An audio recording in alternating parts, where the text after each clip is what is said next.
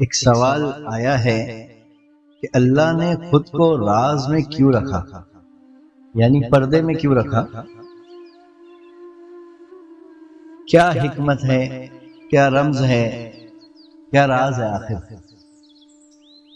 تو اس کے جواب میں یہ کہنا چاہتا ہوں کہ اللہ کو معلوم تھا کہ بندہ جب کوئی چیز جان لیتا ہے تو وہ چیز مردہ ہو جاتی ہے، جیسے انسان کی یاد یعنی یادداشت۔ کوئی بھی چیز جب اس کی میموری بن جاتی ہے تو وہ ماضی ہو جاتی ہے، یعنی مردار ہو جاتی ہے، یعنی وہ پاسٹ ہو جاتی ہے۔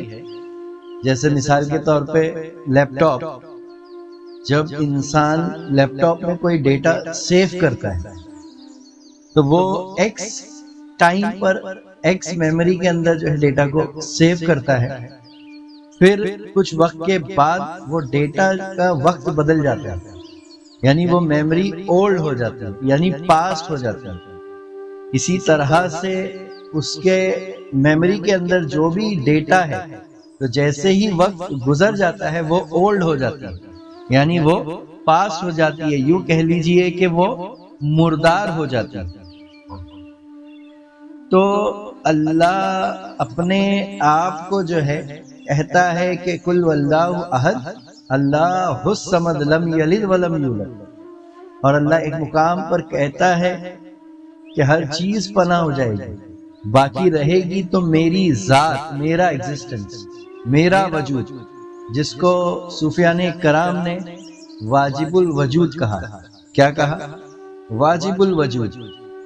تو وہی واجب الوجود ہے جس کا ایگزسٹنس پورے یونیورس میں ہے، اور وہ واجب الوجود کیا ہے؟ تو وہ ہمیشہ سے تھا اور ہمیشہ رہے گا۔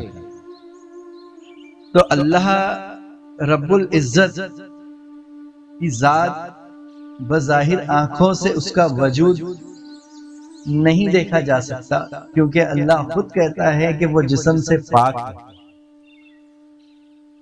اس کو کسی نے پیدا نہیں کیا، نہ وہ کسی سے پیدا ہوا ہے۔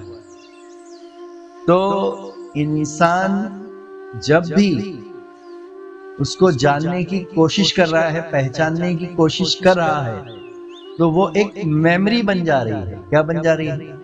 میموری۔ وہ اللہ کے بارے میں جان رہا ہے کہ اللہ ایسا ہے، اللہ ویسا ہے، لیکن اللہ کے ہونے کا احساس وہ اپنی عقل سے نہیں کر سکتا، کیونکہ وہ ناقص ہے، محدود ہے۔ تو اسی لیے صوفیان کرام نے جو ہے چشم باطن کی طرف زور دیا ہے کہ وہ ایک لطیفہ ہے، کہ اس لطیفے سے جو ہے اس کے ایگزسٹنس یعنی اس واجب الوجود کو جو ہے محسوس کیا جا سکتا ہے۔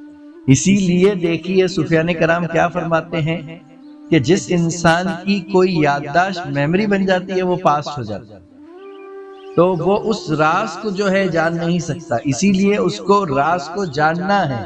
اگر خدا کے ایگزسٹنس کو، اس کے واجب الوجود کی حقیقت کو جاننا ہے تو اسے من عرف نفسہ کو جاننا ہوگا، کیونکہ اسی کے اندر یعنی اللہ نے انسان کے اندر اپنا راز پوشیدہ رکھ دیا ہے۔ اور راز کیا ہوتا ہے تو میں نے اس سے پہلے بیان میں اس کی اصطلاح بیان فرمایا ہے کہ راز کی حقیقت کیا ہے، کہ آخر راز کسے کہتے ہیں۔